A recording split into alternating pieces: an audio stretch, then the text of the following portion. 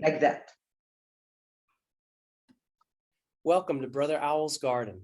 I'm Brian and I honor your presence here today. With me today, I have the great honor of welcoming a friend of mine who lives in Koh Phangan, Thailand. Her name is ANUHE'A. ANUHE'A is initially a Hawaiian name, and she takes from it the meaning of the beginning and the end, the Alpha and the Omega. She comes to us originally from Israel. She has been traveling about the past 7 years throughout the world, which of course reflects our inner journey whenever we're doing that. And for the past 4 years, she's been, as I said, in Koh Phangan in Thailand. The focus of her spiritual journey has basically become one of the deep, profound questions of who really are we and why really are we here? So ANUHE'A, welcome to Brother Owl's Garden, and thank you for gracing us with your presence and your sacred offerings today. Welcome. Thank you very much. And it is my honor. It is the first time in my life that I am interviewed through media. I am not so much out in the light. I am more private. People know about me from mouth to ear, and I like it like that. So it is my honor, and I'm very excited. I really appreciate that. To be caught on camera, yes. It's my honor, and I'm pleased, and let's see. Yeah, ANUHE'A, I'm honored to be the first to host you. I know intuitively from speaking with you just a little bit. We're not profoundly acquainted or anything. Only recently introduced to each other through a mutual friend, Sunshine, and in the little bit that we've exchanged with each other, I've come to recognize in you something very, very profound going on in there. And I'm intrigued, and I will put a warning to our viewers. You might be used to conversations with the honored guests that I bring on here, usually being very positive and wonderful and beautiful and easy to understand and things like that. Today, I have a feeling we might be dropping some bombs on people as far as their beliefs and their habitual ways of perceiving things. We might be challenging the way people view life and the world, and as I said before, who we really are and why we're really here. Now, in light of that, early on in this channel, I did a video called Agreement is Not Required. So nobody has to agree with anything, but ANUHE'A, you're here today to bring forth the fruits of what you've gathered in your journey, and I give you the platform. What profound questions have you been enlightened by asking yourself? Wow, what an introduction. Okay, so the first thing I would like to tell everybody that is watching these videos is that, first of all, don't believe a word that I'm saying. But at the same time, I would like you to listen not through the mind, but open yourself and just allow yourself to listen and to see how it resonates. If you feel that your body is contracted, then it's not for you. But maybe your body will just say, wow, I know it's true. I know that there is something that resonates with me. Because what I am bringing is not the human perspective, which is very, very limited. and is based on shame and guilt, mostly, and fear and survival, and slavery and control and abuse. And actually, we as human, we created all these sets of beliefs because we forgot who we are. Yeah. And what I mean, we forgot who we are, it's not that we know in the mind who we are. The mind cannot know who we are or what we are. The mind only knows the belief system and the perceptions that we have. And actually, we all already know a little bit of how reality is created. And actually, it's not created because reality is reality. The way we perceive reality is through our set of belief and perceptions. And there is no way to see what else is there and what else is possible because it's blocked through your belief system and perceptions, right? Got it. Got it. Is it the real me? Because the real me somewhere feels that this reality is actually one big mad institute that people are trying to figure out life and they cannot. It's very hard to figure out life through our belief system and perceptions. Right. Right? So what I come and say is what will happen if you just allow all these belief systems and perceptions go away and allow the real knowingness of our consciousness, the wisdom that we have in our consciousness, in our energy, in our soul being. We experience already for eons and billions and zillions of years, let's say, as a soul being. We had so many experiences through all creation. We are part of creation. We created this creation. And, you know, a piece of us came here, volunteered to come to planet Earth for an experiment.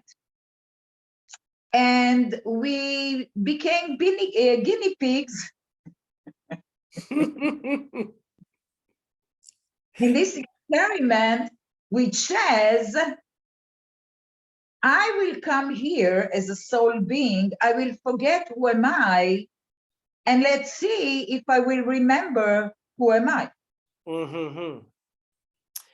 It certainly seems that way very often. And I think I'm not alone in saying very openly that it's a constant sentiment to feel, what am I doing here? It's really easy, right? Like running, working, money, house, children, status, career, jobs, money, I don't know. It's like an instinct run, chase, trying to figure out how, at the end, what will make me feel fulfilled being.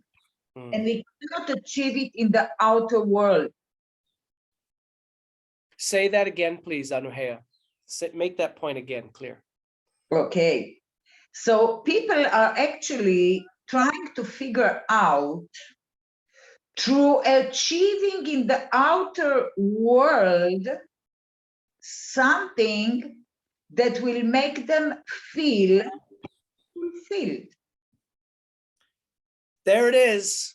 I mean, I think most people at some level have realized that, even if not consciously, but after hearing you pinpoint it, yes, definitely. This whole rat race, as they call it, this insane, chaotic cacophony of distraction and impulse and temptation and noise. It's not about that. You're not going to find it there. And in fact, I dare say it's not something that we find. It's something that we remember and return to and resume. Right. So now the big question, how can you feel fulfilled in the inner being, like it's you become? No matter what is happening in your reality, you feel joyful, fulfilled, even if I get angry, even if I judge, even if I make mistakes, it's okay. I will always have my human aspect as long as I have this body. And the human sometimes does, my human aspect, let's call it, does all sorts of things that are really funny because they're stupid. Now, does it say I'm stupid? No. But sometimes I do stupid things. But I am also laughing at myself. I don't beat myself. I don't judge myself. I say, okay, my human aspect did something. Now, me, the real me, my wisdom, my knowingness, my values, how do I now bring a solution to whatever I did there that became, let's say, negative, right? Yeah. How do I transcend my reaction? Yes. By choosing a response. Right. So I can always, always, always choose differently. I don't perceive myself as a failure or that I do mistakes. No, everything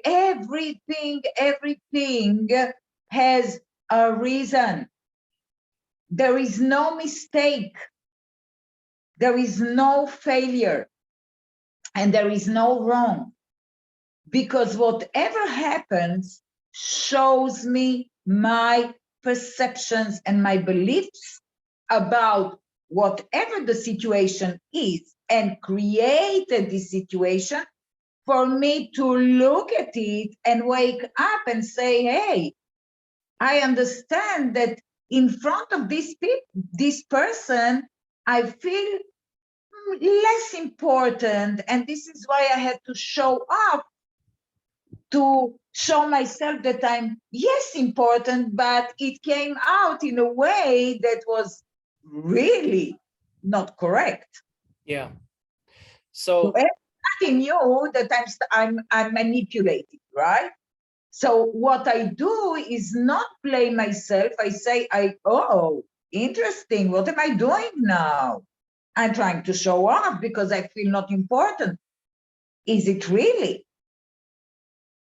Maybe he knows better than me. Maybe he is more able than me, but does it make me less important than him?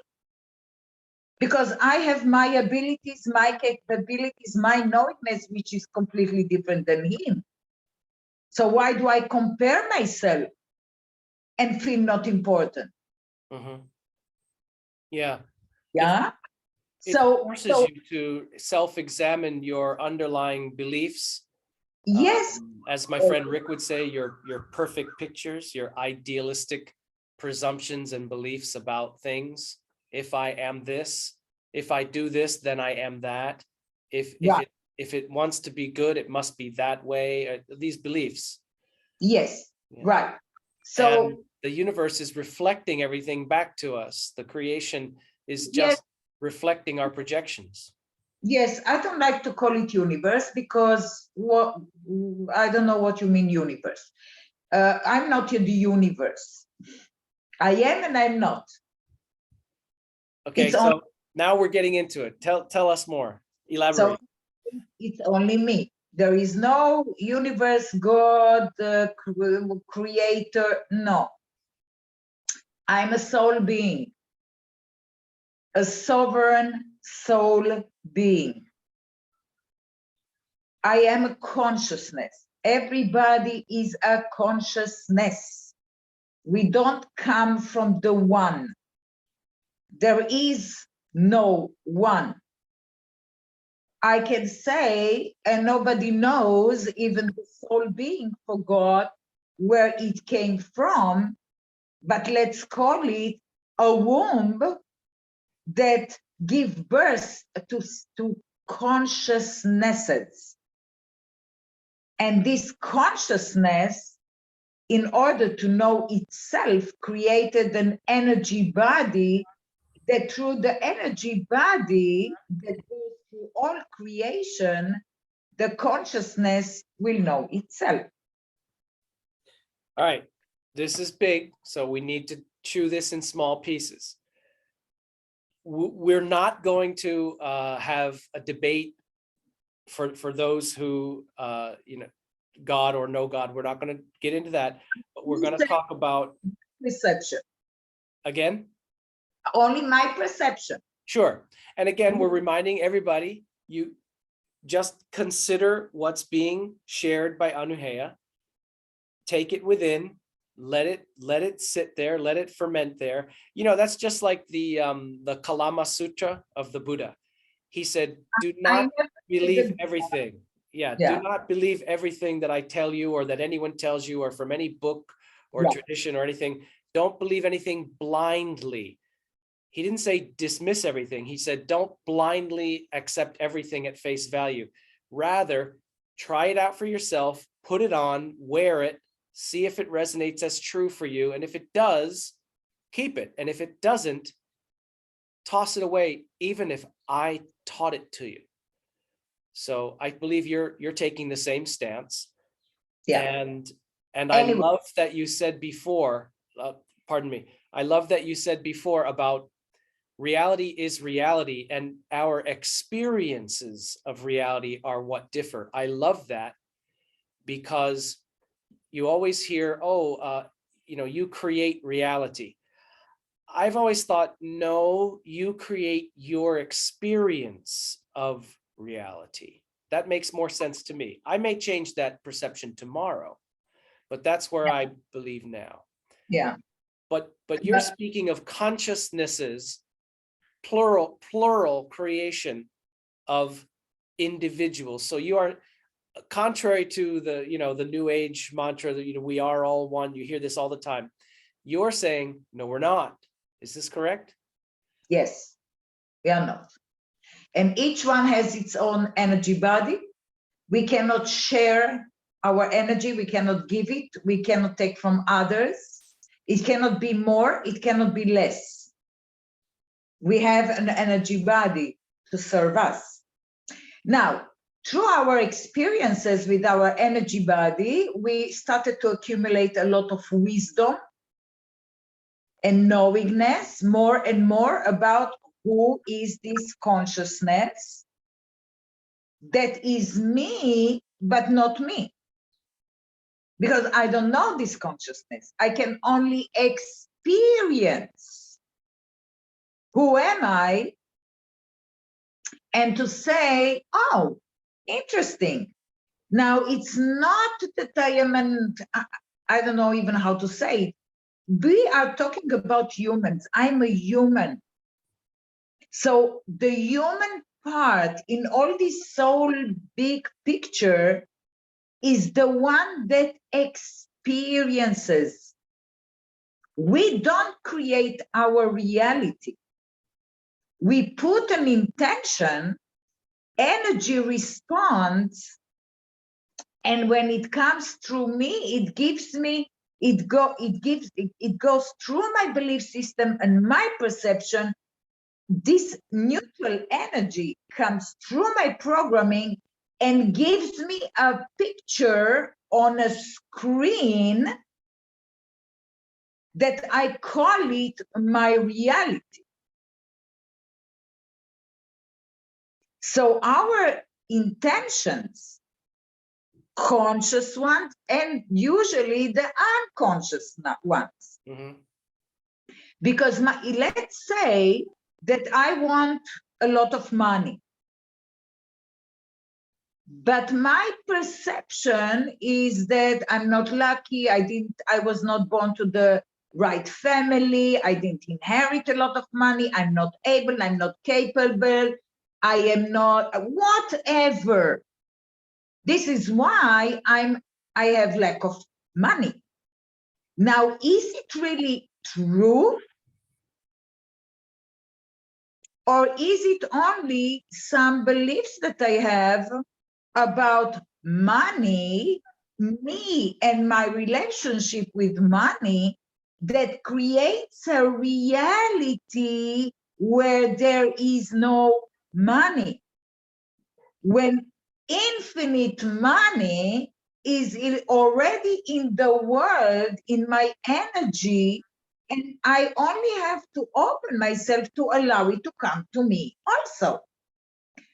What does it mean? I have to eliminate all my programming about money, how to make money. Am I deserving? Am I worthy? Am I good enough to have money? All of this has to go. And I become money. Because the money machine energetically is in me. Now I need an outer ATM to give me the money that I created inside. Because inside, I'm calling it inside, I am money. Which means whenever I need money, money is there. I need money to come to me, it comes to me. I need money to give away, I have the money to give away. There is no question anymore. So I have to become, in order to have it on my screen of reality, because this is how energy works. There is a mechanism actually that gives us the perception that we have a physical experience. But actually, it's only in the mind. There is no outer world. There is only me, my energy, and the screen that shows me the reality that is in my mind. So it's all in the mind. So if it is in the mind, and the mind is a tool, it's not my boss, he's not my God. Yes, for a long time, I believed the mind, whatever he told me, but now that I woke up and I said, hey, my mind is very limited. He is based on shame, guilt, survival, control, slavery, abuse, whatever. Is it really the true me, which is an infinite divine soul being? How can I be so small, so incompetent? So this is where my journey started, actually, to start and question everything my mind told me about myself and saying, is it real? And of course, 100% of it was not real. Because if anyway, the mind gives you a perception and an experience of your reality, why not to put in my mind, I am beautiful, but not from here, by becoming. I am beautiful. Do I have to compare myself? No. I am beautiful the way I am beautiful, with all my goods and bads and whatever. Does it say something about me? No. Because anyway, everybody, every person has his own perception about me that is actually his perception about himself reflected through me. Okay. I am relishing everything that you are dropping on us right now, ANUHE'A. I've considered and contemplated and meditated and chewed and fermented and digested all of the things that you're talking about to the best of my ability for a long time. May not be finished with all of them, may not have concluded all of them. And of course, I'm always open to a higher understanding of all of them. But you're making me think of so many things. As they say, it's a lot to unpack. First of all, you're starting to remind me a little bit. Are you familiar with a man named, his name was Upalluri Gopali Krishnamurti, UG Krishnamurti? No idea. I didn't put even one finger of anything that has to do with Buddhism. I didn't say or that. Other religion. I didn't say that. I didn't say that. I asked if you knew a man. No, His name no. is UG Krishnamurti, and some of what his stances and views on reality are, I believe you would find aligned with where you are. UG Krishnamurti, not Jiddu Krishnamurti, but UG Krishnamurti. And what you're speaking about is very profound. I know that we're not speaking about religion, but it does remind me a lot of esoteric Taoism and a little bit of Zen too, but just maybe because they just happen to be seeing the same truth that you're talking about, not that anyone owns it. There is one truth about what we are and why we are here. Every teacher brought it from his own perspective, from his own consciousness, from his own knowingness.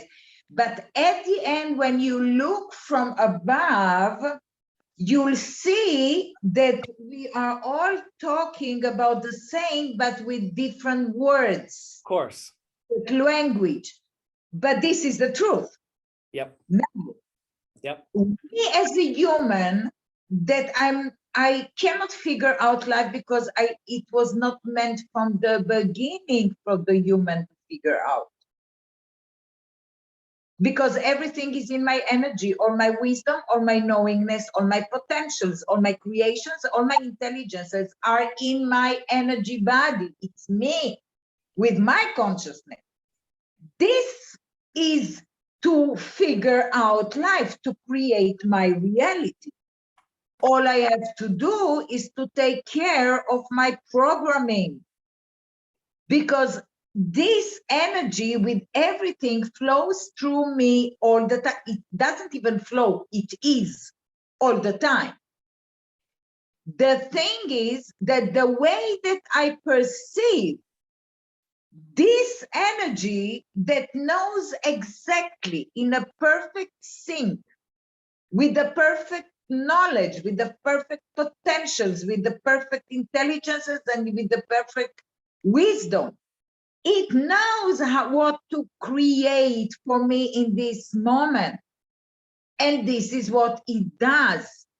The thing is that the mind perceives and feels and thinks according to what he has stored in his information, all this beautiful creation, and then I call it I don't have.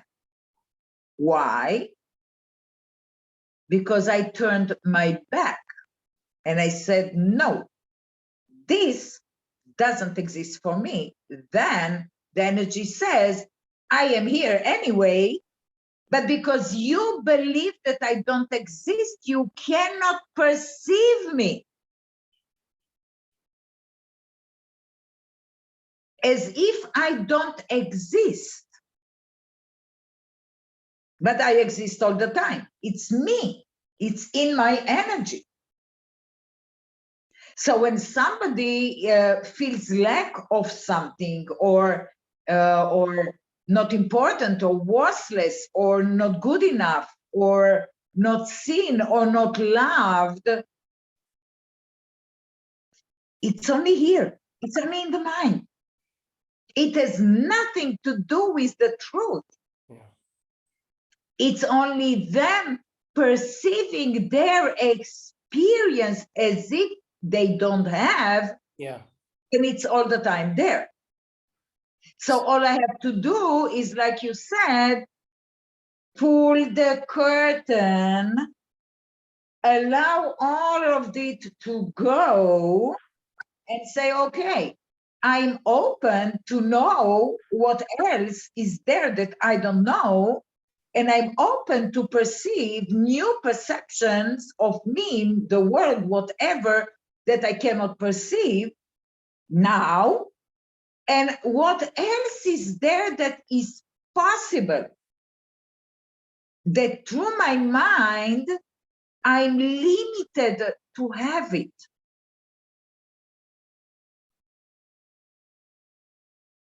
Yes?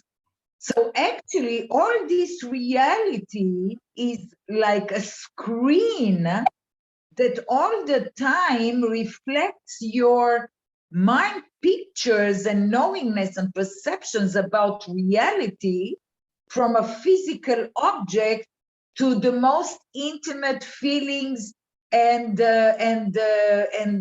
whatever you have with yourself. Inside of you, it's all screened through the mind. Because the mind is the tool that actually translates energy into a language that me as a human can understand it and perceive it, either from the mind, the senses, the feelings, and the 5 mechanisms that we have in order to perceive this reality. Could we say, ANUHE'A, that the general point you're making about perception is that we are having a subjective interpretation? No, we are having a conditioned interpretation of a subjective experience of Yes. our infinite all. Is that what we're saying? We're having Yes. a conditioned interpretation of a subjective experience of the infinite all that we are. Yes. And this is actually the role of the human aspect, to experience it all and to choose. So actually the human has 2 roles, let's say. One, to experience, to be aware of my experience, to see if it serves me or not. If not, go look my belief system and my perceptions about the situation. If it doesn't serve me, I let them go. And then I open myself and I say, okay, what is there more for me that until now I couldn't have, see, or do, or become? And I'm open. All righty, show me, guide me, and teach me. Who am I? And I let it go. And it just comes through my next experience. I don't go to the mind to create something different on something new, because the mind is only from the past. I don't want the mind. I want my knowingness and my wisdom. In order to allow my knowingness and wisdom, which comes through insights, through suddenly you have like, why an epiphany? Yes, you just know, or you experience something different that you are used to, and then you say, ah, now I know. It's not here. It's only through the new experience you can know the new you. Now, what gets in our way? This is what I'm talking about, what I'm going to say now. What I'm saying, what I want to say is actually that the human, through the new age, which is done, and we are now in the age of consciousness, and good for us. But in the new age, many perceptions were created that were right for that time. Open humans to expand their awareness that there is more, but for now, they are not accurate anymore. We have to go to the next stage. We have to allow our consciousness to come in. And in order to allow my consciousness, my I am to come in, I need to clear the way. Now, the mind talks all the time. The mind has, stories to tell. Do I have to believe them? Now, the problem with the new age is they created the perception that the human is here for lessons. There are tests. You are broken. You have to be healed. You have to be corrected. You have to work very, very, very hard in order to become a good man. Well, no. We as humans, we cannot, and we are not here for lessons. We are here to remember. We are not broken. Okay. We are not sick. We don't need to be healed. We only have to wake up and ask whatever the mind tells you. Put a question mark and ask yourself, if I continue to believe in it, until now, did it serve my best will, my best interest? If not, then thank you very much. I don't know where I took this belief. I don't know how I created this belief. But this belief doesn't serve me anymore. Thank you very much, belief. And now I let you go. You give it up. That's all. Now, don't go and create another belief instead, because another belief is still from the mind. Can be the opposite, still in duality. We want to go out of duality to the one, to the awareness that is there before it became dual. So I don't go and create a new belief or start to say mantras that really, many people say mantras. I don't want to say it's not good, but many times it creates conflict in the mind, because people say a mantra when inside they don't believe in it. Now, on the other hand, they say fake it until you make it, which is okay. Say the mantra or fake it and see what the resistance is telling you. And this you have to let go. That's a good point, ANUHE'A, and I would just advise the obvious that no one should recite or profess anything that they do not fully resonate with as true. And I would say that to any prayer, any mantra, anything. Yeah. I don't do that. There was a time earlier in my life when, I'm supposed to. So I do, because, I don't know, that's kind of not resolved, but I'm supposed to do it, and I'm not going to, make trouble. That's over. And there's been a couple of mantras that I've introduced on this channel, and therefore whoever wants them, if it resonates with them and not otherwise, because the power is through a connection with you. The power of the words is it's coming from resonance in you. And so, yeah, I agree totally. Do not profess anything or repeat or chant anything that isn't resonating as truth in you. Otherwise, you're not only you're not only being inauthentic with yourself, you're wasting your energy. So It's not wasting you cannot waste your energy. It creates a conflict in the mind. it's not a wise use of it, however you want to say it. Because it doesn't become, because it's in duality. So the screen, you remember the mind makes the screen. So sometimes it will give you one side, sometimes it will give you the other side. Now, because you want to become something, right? And you still experience both of them, and you are not this, and when you are this, you judge yourself why you are not this. And when you don't have this, you judge yourself that you are not good enough and you don't deserve to have it. And then you are in a loop that makes even more density than just say, fuck it. A divine being, what goes on? Yeah. I don't believe anymore my mind, whatever my mind tells me about myself. Now, it's not enough not to believe, you have to let it go.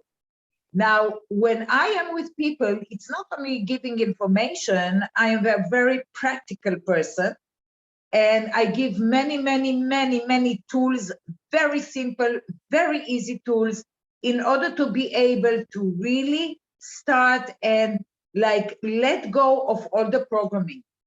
I don't want to dismiss the human. The human is the experiential part. Through my body, I experience the beauty. I experience feelings. I experience people. I experience life. I eat, I drink, I hear, right? I smell. This is the human. This is the part of the human to enjoy this place, because there is no place in our creation like planet Earth. Here we are to experience in details, through a physical experience, in details, through time, who we are. So there is no judgment for any experience, because we came here to experience the full duality of who we are. Now, we came as non-physical, non-human, as energy at the beginning. Then we started to go into bodies. And the more we went into density, we started to forget who we are, because we loved this planet. And we came again and again and again and again. We love this planet with all its beauty and experiences.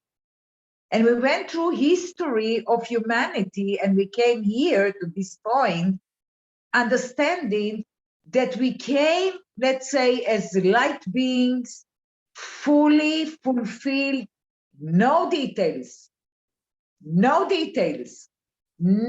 plans, not knowing what will happen, only to resolve some issues that went on in creation. And this is the experiment we came here to resolve, or to try to resolve, and we did it. Yes, we did it. And actually,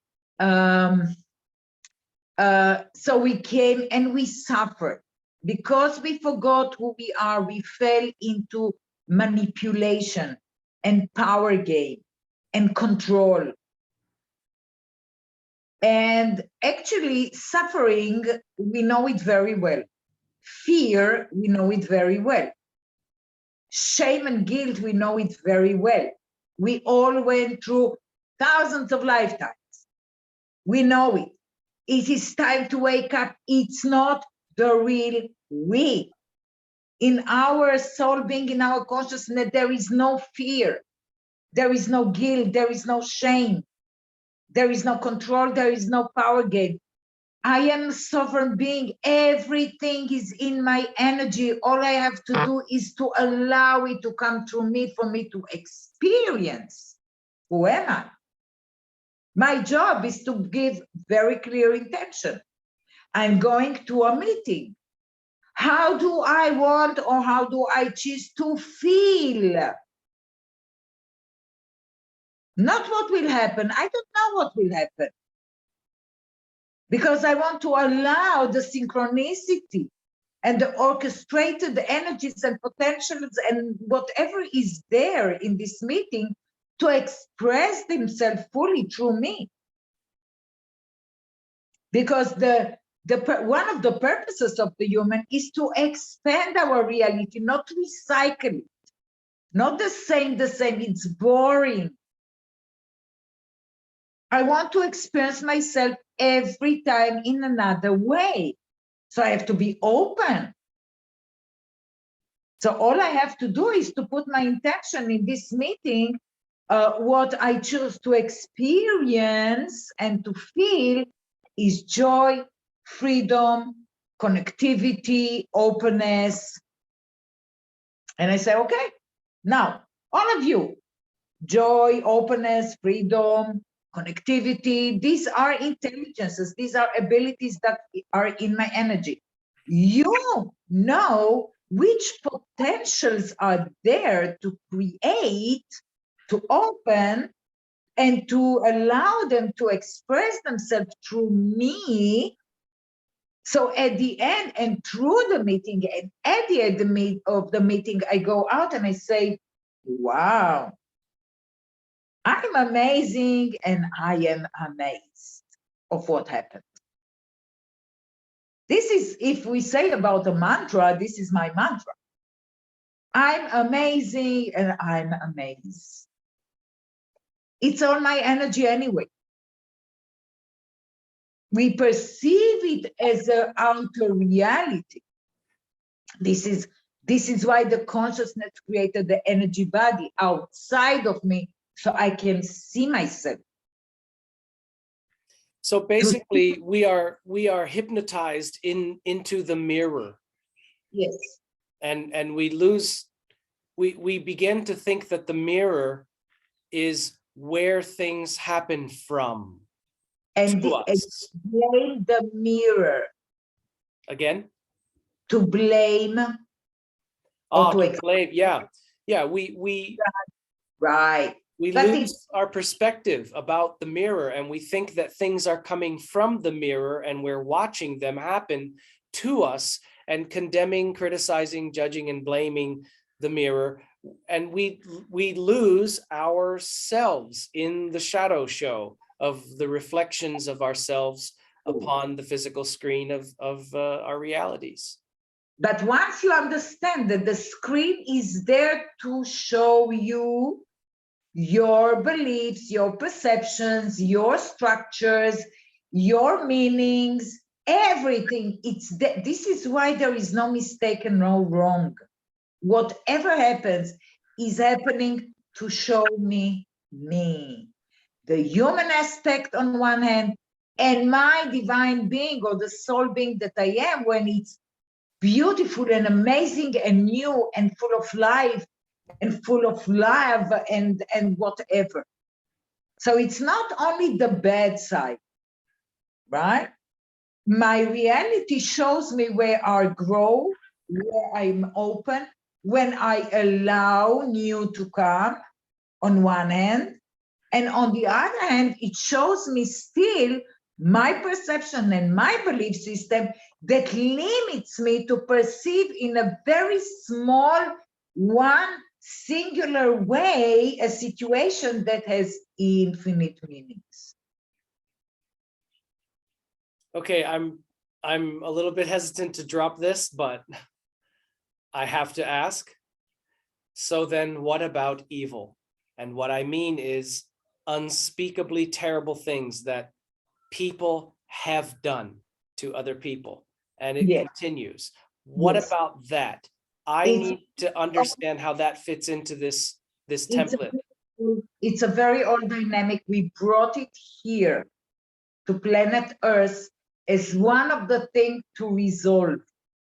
Because even as soul beings, before the planet was even dreamt,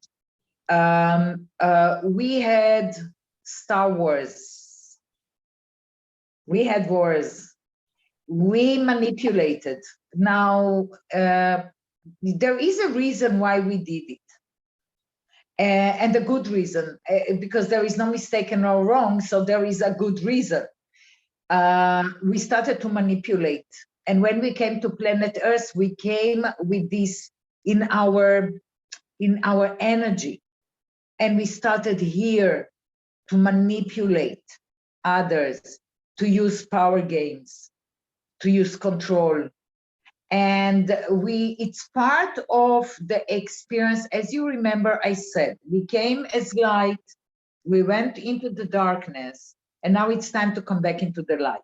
Because we understand that we are not only humans, I am a human and I am a soul being. And as a human, I'm here to allow everything that is in my soul and my potentials and in my creations to express themselves through me. Now, evil still exists because people forgot who they are. And they believe that in order to have more, they need to suppress, or it's on the back of other people. They have to conquer, they have to rape, they have to go to wars, they have to lie, they have to steal, whatever. It's only because they believe they don't deserve, they are not worthy of themselves energy, whatever is mine, and I have to take it from others. Evil exists, everybody has it. Now, there are some people that express it because they still are in the game until they will wake up. There are the victims that hold a structure of victimhood, need also to wake up, so they need somebody evil to make them a victim in order to see if they are able already to take themselves out, because you have to choose. So ANUHE'A, what you're saying now, understandably, commands an incalculable amount of self-responsibility. And I would imagine that there's a whole lot of people, some of whom may watch our conversation here, who will say, no, no, no way. I don't buy that. I'm not going to accept that. And whether that's right or wrong, it would be motivated by an unwillingness to take that level of responsibility for oneself. Because what you just said, if I understood correctly, is that people are choosing their roles in the interplay of humanity based on what issues they need to resolve within themselves. But also, you said before, there's nothing to heal, there's nothing wrong. You have to wake up and to choose to get out of the game. Wake up and choose to exit the game. That's all. Is it possible, is it fair for me to conflate wake up and choose to get out of the game with what some traditions would call enlightenment? Okay. I have a question. You said before a very, very, very important word: responsibility. Sure.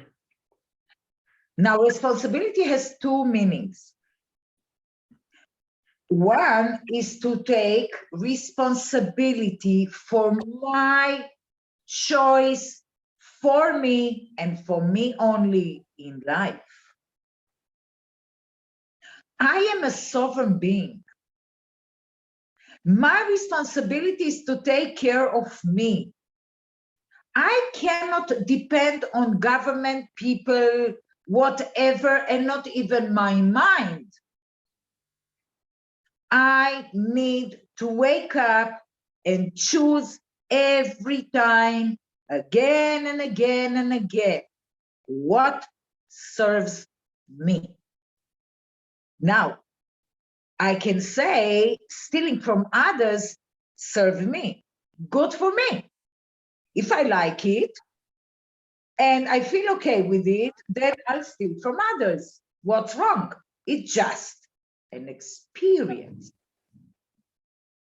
Remember, one of the roles of the human is to experience all the range of creations that we can allow our imagination to dream of, because it's a potential that waits to be awakened. So from the soul point of view, there is no wrong and no right. There is only an experience that is distilled into wisdom. The human doesn't see the wisdom, especially not in bad situations. But in our energy, there is a mechanism that takes experiences and distill them into wisdom, which means it takes out the stories, the emotions, the meanings, and just stays with the pure experience. And this is wisdom. And the wisdom now is in my energy to serve me, not here. My wisdom serves me in the experiences. This is why sometimes people experience the same situation, the same dynamic, the same feelings, the same words. Once they shift something, the experience changes. Why? Because now they allowed something to go, it was distilled into wisdom, and now wisdom is a participant in the experience. And suddenly I act differently. It doesn't come from here. It's spontaneously. This is the wisdom. It's in the experience. Okay, but there are things that happen in the world. I know that you illustrated there is the being human aspect, and then there is the infinite soul wisdom aspect, and the human one can't get past the duality, good and evil, right and wrong, etc. But there are some things that happen. I won't list them here. Everyone probably could think of an example that something is so terrible, so evil, so senseless and vile that I think it's understandable that one is not able to process past that. And I'm just saying that there are certain things like that where it feels to me, ANUHE'A, that to just make it that easy and simple. Oh, well, it's just another drop in the experience bank. That's tough. Okay, so I have a question for you. Sure. Is it what it is, or is it a judgment that you have about what is? So my answer to that question would be, I think that what you would call my judgment about what is an observation of what it actually is being. Still, I'm okay. I said before that the experiment we came here to be the guinea pigs ended. Now it's our time as humans to end it also. Okay. Which means to start and remember who we are. Most of humanity is still in the process or way of still experiencing all dynamics. Everyone that wakes up, he does it only for himself.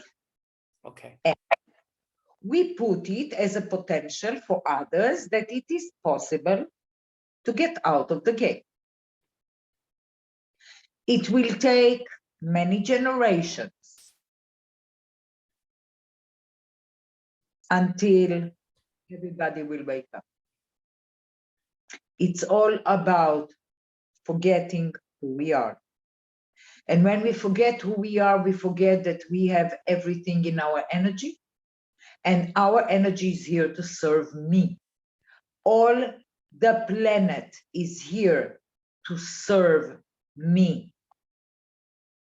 All the people are here to serve me, not servants, to serve, because through them I can know me. In the sense of being divine mirrors in a way. Divine or human, it doesn't matter. Mm-hmm. Now, when people will start to understand, because most of the people believe that they are born, they have to figure out life, they have to survive somehow, and to die. And there is nothing before, nothing after. That's it. Yes, they believe there is a God. Yes, they believe there is a soul, but they don't really seek more than to be as happy as they can and to survive this life. They have to wake up also. There is nobody there to push a button and make all humanity wake up. It's an individual journey. Yeah, I've always said, ANUHE'A, that each of us is where we are on our path. Yes. Coming from where we came from at the speed and pace that we're at. Yes. I mean, we're all entering the stream from different sides and different speeds and different backgrounds. And you know, if you had an identical set of circumstances as everybody else, you would effectively be like them, you know. So, but I do want to say again, whether you embrace this or not, UG Krishnamurti made a point almost identical to one you made earlier, which I loved. You made the point that we are conditioned, we are told, we are presumed and made to believe. And I've said this as the foundation to all religions, and I'm not trying to be anti-religion here. I'm just saying it's an observation I realized. The initial presumed premise of any religion, most religions anyway, is that here's who you're being, but you're supposed to be being this. Now we have a process for you. There's the beginning, you know, roughly speaking. And he said the same thing. Say it again, please. If it works for you, good for you. If it doesn't work for you, good for you. Go look for another way. I'm inclined to shed that, and to shed anything that is not me and anything that is not mine.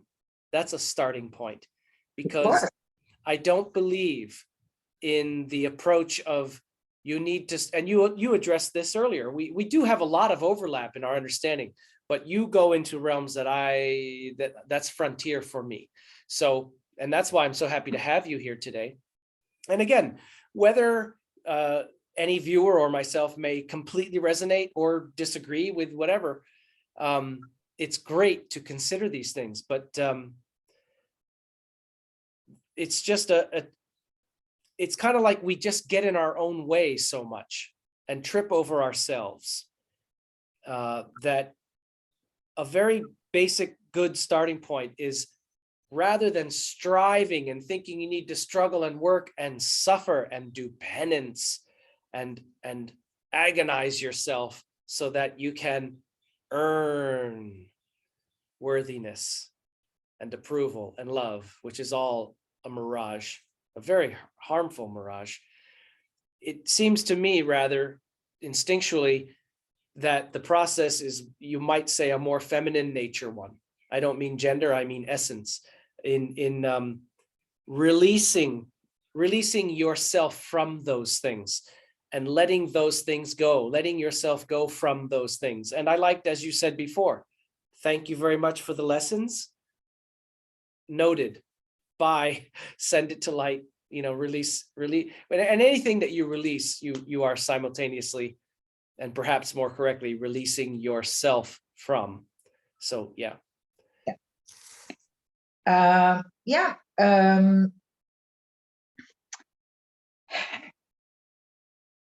Well, I don't know what to say. Anyway, yeah, you know, for many, many years, there were practices that people took on them in order to try to get to enlightenment. Now, the big secret is that the human cannot get to enlightenment. Through the mind, you can. You can only allow enlightenment to happen in a full sync of the soul when it knows it is time. It's a potential in your energy that waits until it's time. I went through my awakening 12 years ago while driving to a wedding. I don't meditate. I never meditated. It was just a question that I just put it out in the air, while driving. I was listening to some studies that day that were like, you know, occupying my mind. And at one point I asked a question and poof, it just. So the human cannot do enlightenment. It is there and it will come. I love that, ANUHE'A, because that is a little bit different than my understanding and also the understandings of enlightenment that I have rejected or moved beyond. The first one to reject is the concept that you need to strive and struggle to attain. I don't even like that word, attain enlightenment, because it's outside of you and it's difficult. Good luck. No. And the other thing is my own understanding, which is that we do not attain enlightenment. We realize that we have always been enlightened, but we come home to it. Right. But what you've added is another dimension that I love. And it reminds me, by the way, I can't help but cite people who you make me think of. John O'Donohue, an Irish contemplative poet, who noted that the soul and its processes of evolution and ever blooming is in its own, it's in its own pace, like a seed in the ground. You cannot keep digging it up and see how it's doing. Did it germinate? You'll wreck it. It's there. Let it grow and swell and sprout and bloom in its own time. And that's kind of like what you've just said. These are seeds of potential that when their due time arrives, they sprout and they grow and they blossom. And you can't force it and you can't make it happen. No. The best thing to do is get out of its way and let it flow, isn't it? Yeah. So practicing for years, whatever, in order to achieve enlightenment, waste of time, waste of energy, waste of joy of life. Go enjoy life, take care of yourself, take care of your belief system and perceptions. Whatever doesn't serve you, I do it like that. I think, and I just like break it. Poof, goes away. That's all. This is my method. I don't contemplate, I don't reflect, I don't analyze. I just, okay, this is my belief. Good for me. Thank you. And no, thank you. Tuck. I do, you know, like this. I break it, gone. That's it. And I breathe and I say, okay, show me, God, teach me. Who am I? This is like polishing your mirror. You're just constantly releasing any dust. Yes, yes. Now, you know, I'm 32 years on this way of understanding, expanding, whatever. And still from time to time, now it's very rare that it comes out, but from time to time, another structure comes out that I was not aware of. They're very rare, but when it happens, I'm so happy because it's like another one. That's Cleaning house. yes. So you see, when I understood how it really works, every time, I mean, first of all, I initiated. I didn't wait for triggers to come. I'm talking about 14 years ago.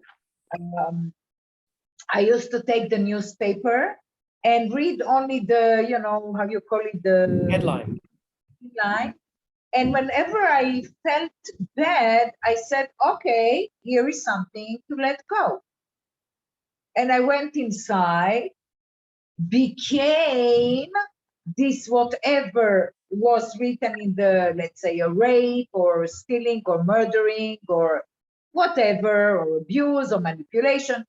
And I used to go there, experience it, becoming it, you know, in order to know the energy of this identity. And then I would do the process of letting it go, and then go to the dual, to the other, to the opposite, become the opposite and say, wow, good. And then let it go also. This is how I took myself out of duality, to experience both of them and say, yes, this is me, and this is also me. And now I can choose who I want to be, and I let you go. Transcending the duality into Advaita. Listen, I have a very simple tool to do it, very beautiful, simple, and easy tool to do it. And this is what I do. I take out myself from duality, and I used to do it, initiated for 2 years. I went through all the range of whatever my imagination could bring me and reality, in order to become this identity, to know it, to feel it, to express it, to experience it, in order to say, okay, I know what it means to be this identity, how it feels. I am not that, I'm a divine being. So now, thank you very much. I know how it feels. I'm not afraid of you anymore, because the problem is that people are afraid of all these ugly identities. And unless you face your own faces, you are not free.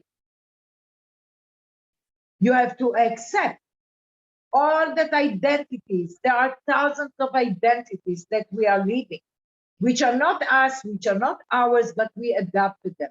They came from other lifetimes. They came through the DNA from our bloodline, from our ancestors. They came from as consciousness. They came from our parent, the environment. So we have so many identities, and we are so afraid of them, and we are so ashamed of them. What I did, I brought them out into the light and say, yes, because I feel it, it means that I am me. I don't know when it happened. I know why it happened, but I know this identity. I'm not afraid of you, and now I can let you go. Well, this is a kind of shadow work in a way. If you will come, I will know how to deal with you, because I know you now. Yeah. Okay? So this is what I think we have a thunderstorm going on in Kopangan. Or so you see, what I did is to really face all my faces. And to Say it acknowledge, again, please. Say it again, please, ANUHE'A. to face all my faces. To face all my faces. I like it. This is how I like to call them. to face all my faces. They're not important and they're not worthy and not good enough and has to live out of expectation and I'm not loved, that I'm bad and I'm guilty, whatever. All of them, the bad ones and the beautiful ones. So I will not judge myself when I'm not the good identity. I have to let all of it go. Otherwise, because this is what happens to people, judge themselves and feel guilty and ashamed because they don't succeed in pleasing their God or their whatever or their themselves. You cannot do it. We cannot please nobody in order to become. We can only please ourselves. And to please myself is to be very aware of what's going on with me all the time. Not judging, not blaming, observing, asking myself, does it serve me? Do I feel good with it? Do I enjoy it? Do I feel fulfilled with it? No, thank you very much. I use one of my tools and let it go. Okay, who am I? Show me. And it just comes in the perfect moment, in the perfect situation. So this is what I mean. The human is not here to figure out life. The human is here to experience, be aware of your experiences, let go if it doesn't serve you, choose again. That's it. Now, it sounds very simple. It took me years to get to the point that I do it in seconds. Mm-hmm. But ANUHE'A, let me offer this. Yeah.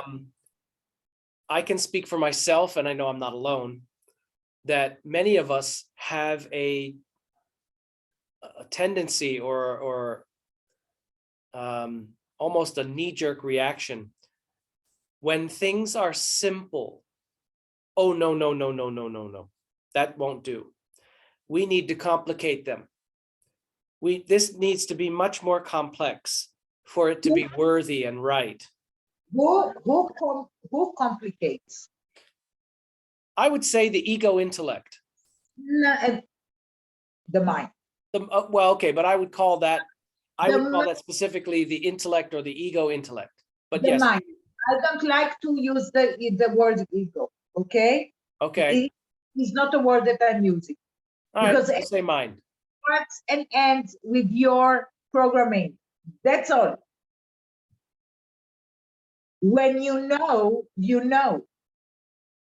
When you have complexities and struggles and arguments in your mind, you are not in your truth. You are not aligned. Yeah. That's all. Very simple.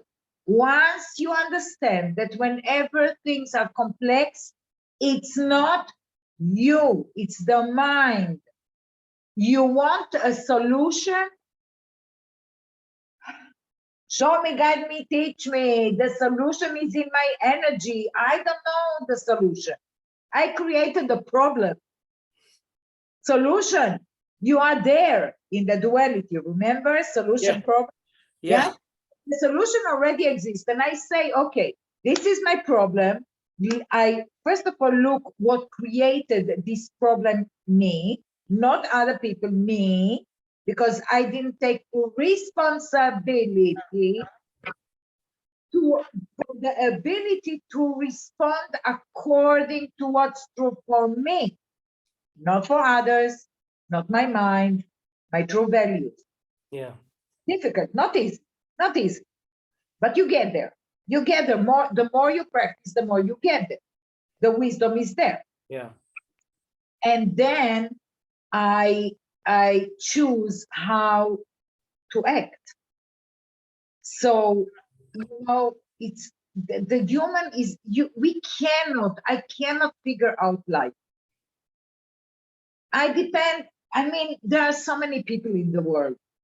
Nature. There are so many unexpected events that can happen that can affect my life. My responsibility is to choose how to act on them. Yep. That's all. Yep. It nothing. It has everything to do with me, and it has nothing to do. Well, I wanted to comment, but I want you to elaborate on that first. It has everything to do with me, but it has nothing to do with me. Yes. Go ahead. Elaborate on that one. I'll take a very simple example. The war between Russia and Ukraine, everybody now is bothered with it. On one hand, the fact that there is a war, my responsibility is that in my belief system, wars do exist. I come from Israel, many, many wars. So in my programming, war can exist. I'm not how you call it, not an oyster that puts the head in the sand. Oh, ostrich. An oyster, I like it. I'm sorry, that's funny. Yeah. So, you know, I'm not blind. I know what's going on in the world. And at the same time, it's not in my personal reality, which means it has nothing to do with me. So you're talking about the human aspect versus the soul aspect, the inner aspect. It's soul aspect, you know. I'm Israeli. There were many, many wars in Israel. Bombs, people blew up, you know, whatever. I never was present in an act of war. Do you understand me? It could be around me, it's in my country, it's me, in my personal life, war didn't exist for me. I don't blame them. I don't say it's good or bad, because I understand better. I understand the bigger picture. It's a long time conflict. Even before we came to planet Earth, between tribes. Okay? So Star Wars, it's not from here even. Now we have to resolve it. Me, I'm responsible for me. The more peaceful I am, I put it in the energy, in the mass consciousness energy, peace can exist. Choose. So the war in between Russia and Ukraine, from what I do is I don't have any opinion about it, because I know the bigger picture of what is going on there. And I have no judgment about it. And all I do, I just radiate myself with no agenda, because free choice to everybody. People has to choose. I don't influence their free choice. It's not my job. But I only radiate my energy as a potential for everybody to wake up. But you know, ANUHE'A, I think that's all that we can do. I think that's all that we're expected or asked to do even. Yes. And when you can purify and elevate your consciousness and therefore your frequency, as you are very well aware, you are very definitely positively affecting everyone within the range of your energy field. However far that is, I don't know, but you are radiating. You're only responsible for your charge, for your share, for your duty, or for your kuleana in Hawaiian. your plot of what you are responsible for managing, tending your own garden. And when you take care of that and can purify, I will use that word emphatically, purify your consciousness and therefore elevate your frequency, that's reaching countless other consciousnesses that are around you, and kind of collectively helping lift each other up. You talk about the mass awakening. Everyone that's awakening is helping those around them to awaken.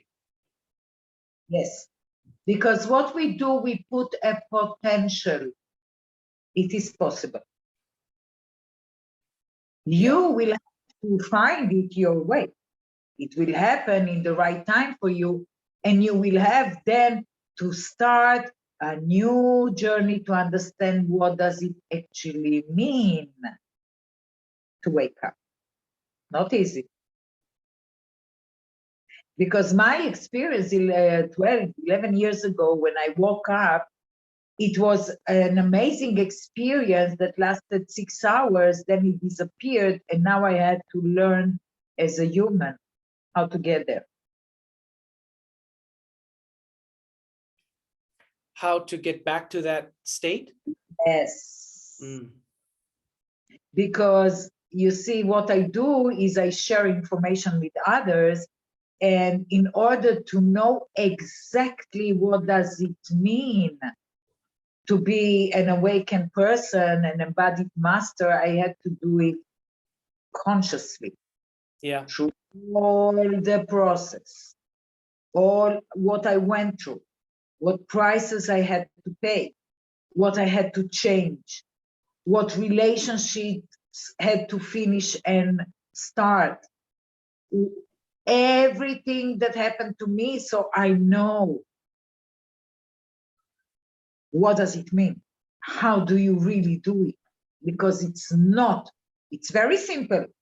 Once you get it, it starts to be very simple. It's not easy. Yeah, simple and easy are not synonyms. No, because the mind is there, not wanting to get down from his crown king chair. The throne. I love it. And as my friend Rick would call that, this is his way of explaining the incorrect hierarchy of our being, which happens so often. And especially in cultures where, and I will use the word intellect again, intellect is revered and rewarded. Excessive mental activity, too much of the mind. We really love that and admire that. And that's why scientists get all kinds of awards, but mystics are laughed at. So what Rick would say, to his credit, is that the usurpation of the throne of the soul by the mind, that is Antichrist. That is the absolute inversion. So when you are living in your head, when mind is governing you, this a term we could use to describe that is Antichrist. And we're not talking religion, we're saying Christ, meaning the complete, the open consciousness, So I think that you said before too, you said I created the problem in my mind, and then it brings out the point. How can you solve it with your mind, in the sense that we cannot solve a problem with the same consciousness that created it. And so you talk about stepping out of your duality and rising above. And I just wanted to mention that point before I forgot it. Because you make me think of so many things and remember so many things, but I don't want to interrupt you or crowd what you're saying. Tip here to whoever listens. When I have a problem, all I say, first of all, I find what's going on actually. Okay, first of all, I have to get rid of my beliefs or perceptions or whatever is there, or the meaning that I gave that actually sees the situation as a problem. The situation is a neutral situation. My mind judges it as a problem. There you go. Now, what I need is the screening of the mind that says this is the problem, to show me the solution, because the solution is there. I just cannot see. Right? So first of all, I have to understand what in my mind calls it a problem. And I can see it in many, many levels. Once I get rid of it and I say, okay, now I understand why I created this problem. And then what I start to say is, whenever the doubt comes, or, you know, people, I'm still a human. It doesn't happen in the moment. Yes, it takes time. So the doubts come, the fear comes, the worry comes. And I say, that's okay. This is my human part. It makes sense that the human is worried. Fine, good. I talk to, like, my mind. I calm him down. I say, it's okay. It's okay. You are allowed to worry. I am allowed to worry. That's okay. And not but. And this is a suggestion and invitation for you. Stop saying but. Say and. A and D. Much better. And then I just open, I breathe in, and I say, I have the perfect solution. Show me, guide me, teach me. How did you get to me?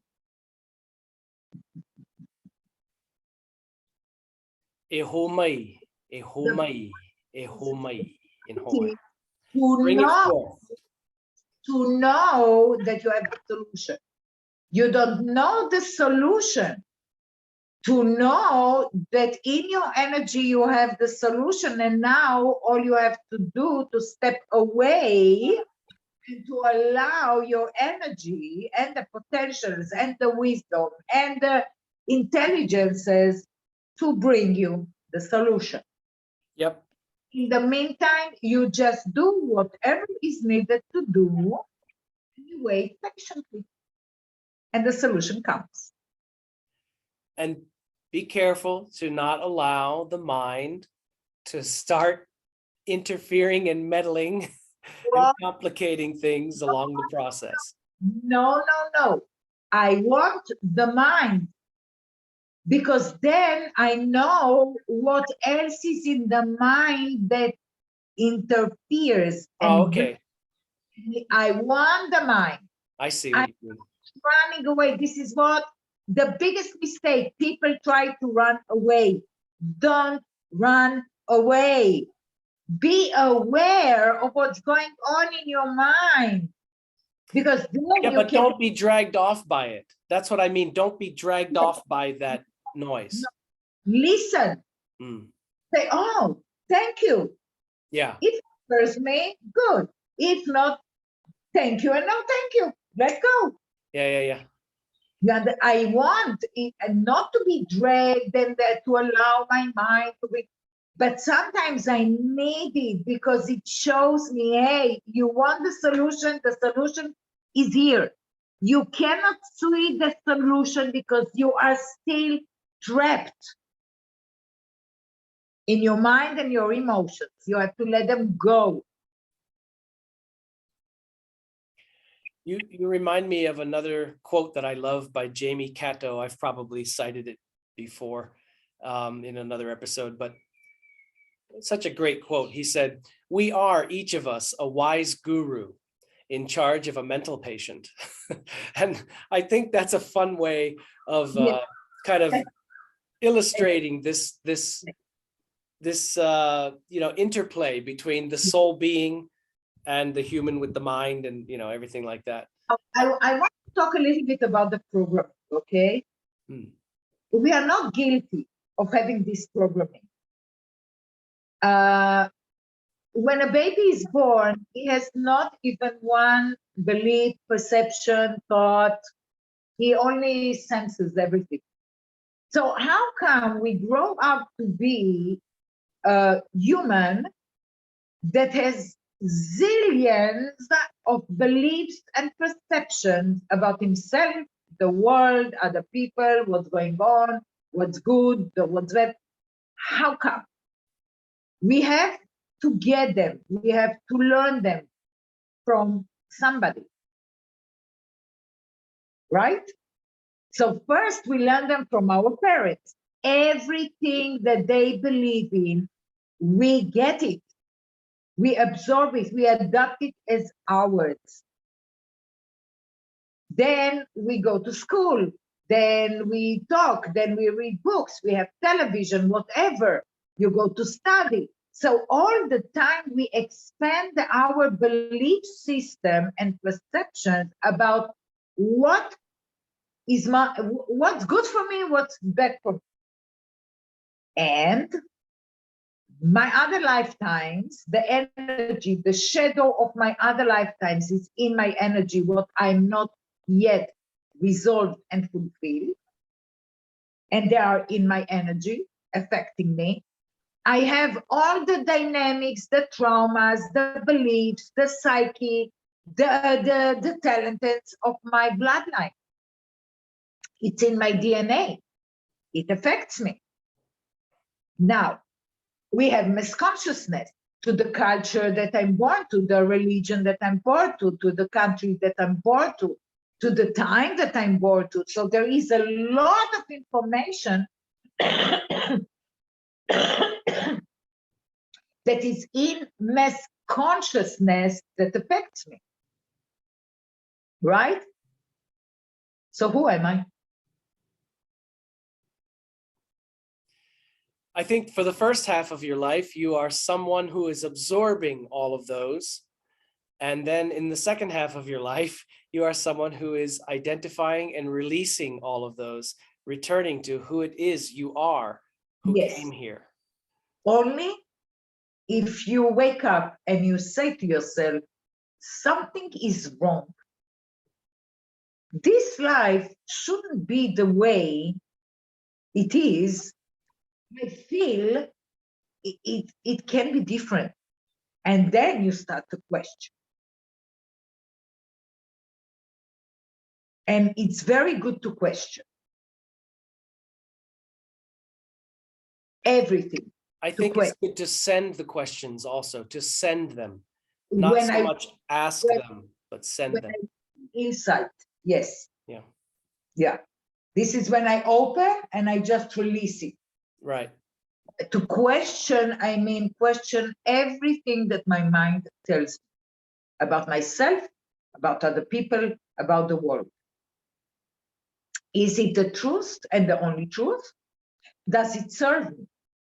If I continue to believe it, does it serve me for my best interest? Mm-hmm. Thank you very much. You are not mine anyway. You are not me anyway. Bye-bye. Go back to whoever invented it. And these things can be very, very scary for people, depending on how attached they are to them and how deeply invested they are. Yes, because this is your identity. Yeah. This is what creates your identity. Yeah. You say, I am afraid, I am ashamed, I am, I can. Right. This is what creates your identity. But is it your real identity, or is it an identity that you carry for many, many lifetimes? Yeah, because I did want to point out that, you know, the baby who is born here, they are carrying a lot from past incarnations that are still resonating or written within, you know, written into them. Yeah. No, they don't carry. It's in the energy body. What do you mean? Because I don't get that then. I know it's a little bit difficult for the mind to understand energy, but everything is energy. Now, as I said at the beginning, the consciousness created energy body, which means you have a singular energy body. But in this singular energy body, there are infinite potentials for the energy to open, experience, and bring back to the consciousness the wisdom in order for consciousness to know itself. So all the creation of the consciousness is already in my energy as potentials. Dreams without details. The part of the human is to activate potentials.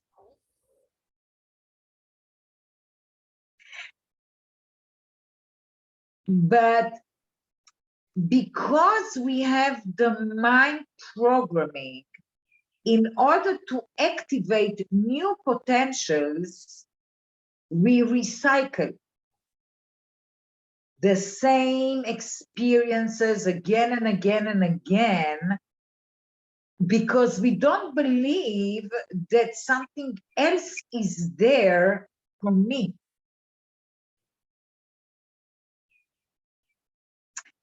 So everything is in my energy means I have the song of my consciousness. The consciousness is not in the energy, it only resonates in the energy because it created the energy. So it's there and not there. All my potentials, and not only as a human, but for all creation, all the potentials that can be expressed and experienced for the consciousness to know itself are already in my energy.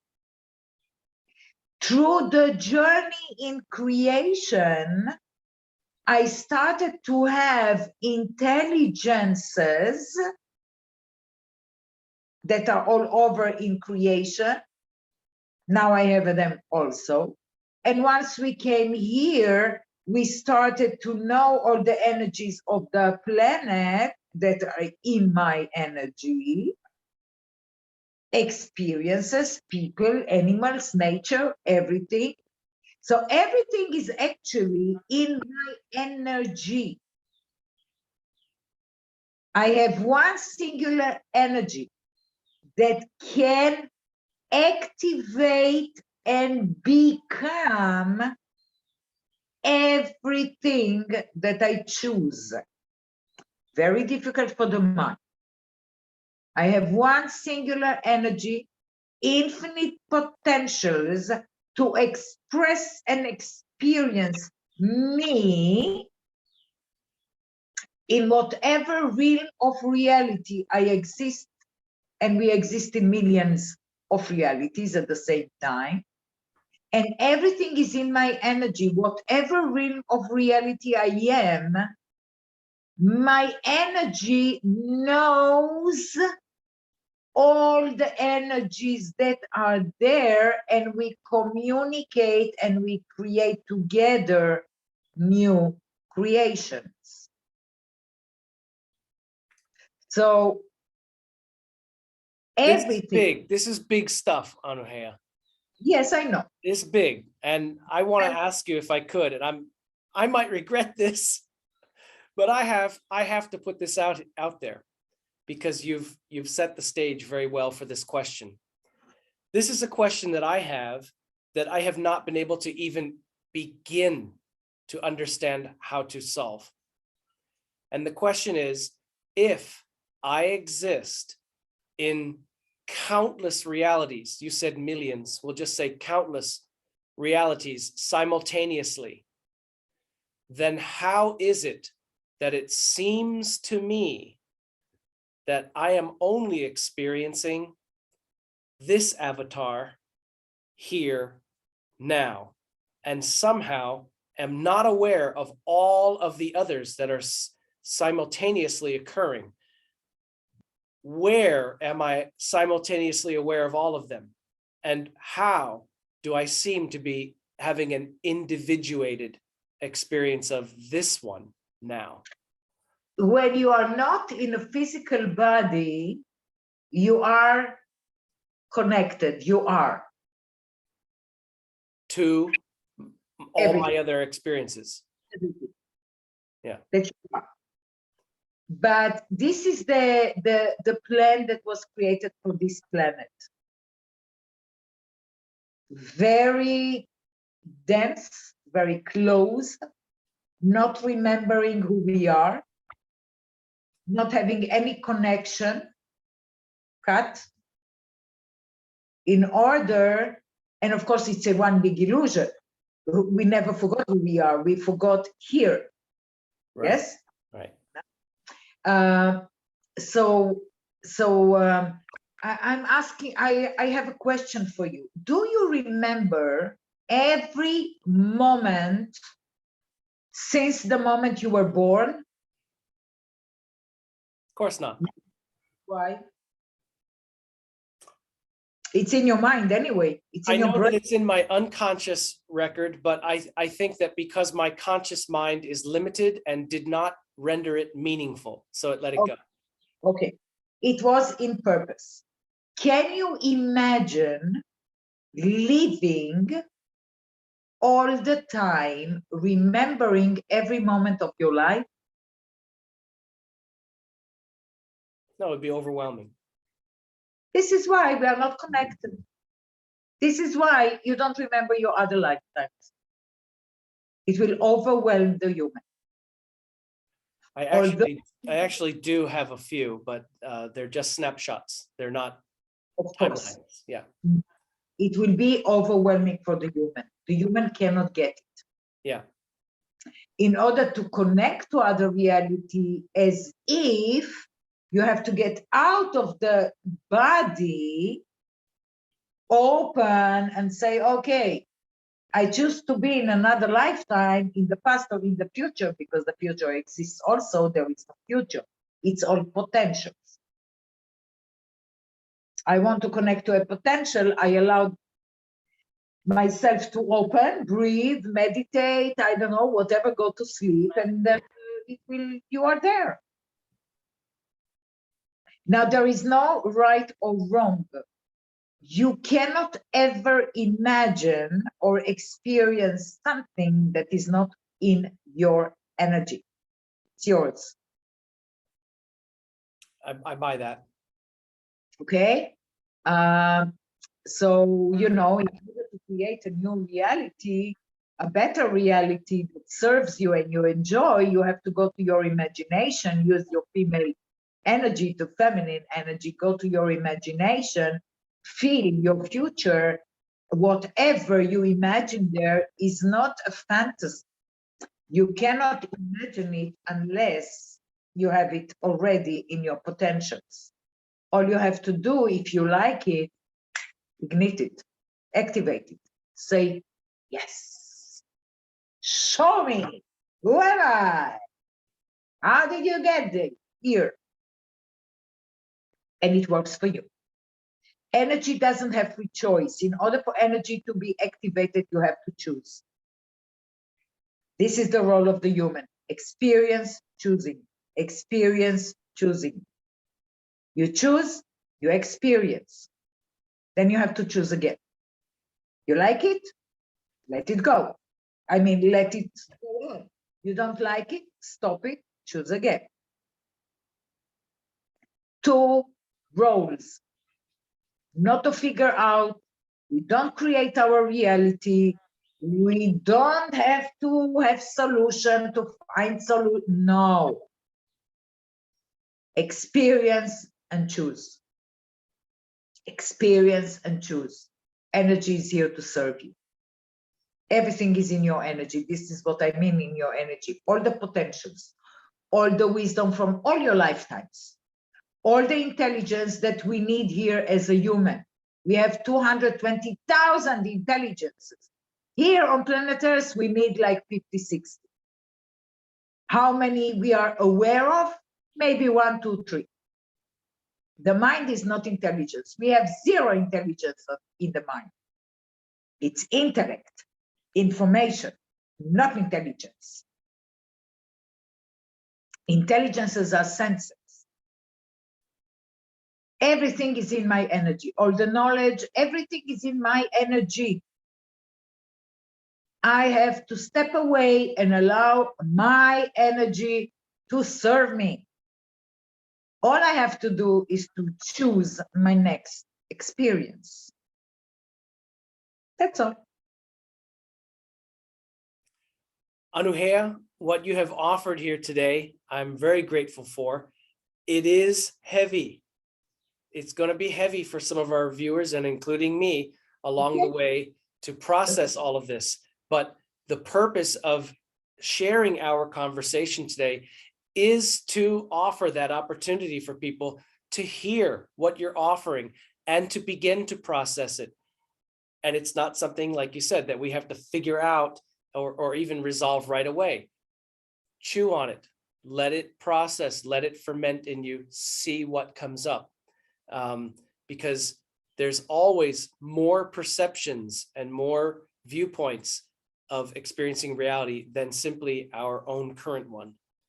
And let me ask you, before we wrap this up, ANUHE'A, do you offer some form of guidance or teaching of any kind to people who would want more from you? Of course. Okay. This is what I do. This is what I enjoy in life. So I'm giving you a giant open curtain and big stage to present that here. Yeah, I do courses, I do private sessions, I give workshops, I work a lot with the feminine energy and the masculine energy. I know a lot. And I'm not talking only about knowledge in the mind, but as information, I have a lot of information, and a very different one than most of the teachers in the world. Yeah.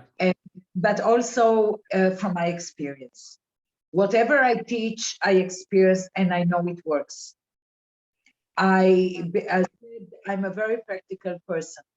To sit and talk about, it's beautiful, it doesn't help me in life. For me, practical. If it helps me, then it's good. And it can help others. And I have many very simple and easy tools, information, of course, because we need to let the mind calm down from all his resistance. And once the mind is a little bit like, I'm giving information, it makes sense. Once it makes sense, it's much easier for the barriers of the mind to go down. And then we do the energetic process of letting go and allowing the new to come. So ANUHE'A, if somebody wants to get more of what you offer, does this need to be in person, or could it also be online, or both? Or I work all over the world with many people from all countries. No, it doesn't have to be in person. Sure, online. A session with me is 1.5 to 2 hours. It depends on the person. It depends on what comes up. okay. I don't go so much into the details like a psychologist. We don't analyze, we don't process. We only want to see a very clear picture. What is really going on? And once the person really sees the real picture, what's going on, then it's much easier to let go of the old and allow the new to come. Okay, so I will put whatever contact details you provide me, I'll put in the description of this video. But could you just let us know one place verbally where people could look for you? And again, I will put the link in the description for convenience. Yes, Messenger, my name. Yeah, on Facebook, although I don't publish almost nothing. Okay. Only sometimes just answer for other people or comment on other people. I don't process. I don't have a website. I'm very bad in all this technology. I'm the old-fashioned, times in person. I like to go to the bank and see a person. Yep. Well, it's not just you with the technology. Just you and I already know, but for our viewers, yeah, I've never had so much difficulty trying to connect, have good Wi-Fi signal and get the these software, you know, Zoom and everything working.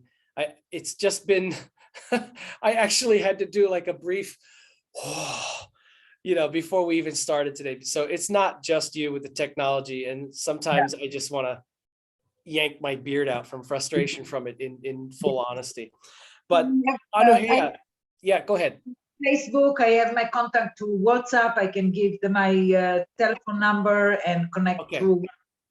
And all my sessions are through WhatsApp Messenger or Zoom. And yeah, sure, I will be very pleased to share more information. And I will be very pleased if you invite me again. And I certainly will. If you come up with a decent topic that's substantial enough, and I bet you can, bring you back. I have a suggestion. Okay. Let's allow the audience to ask questions for me.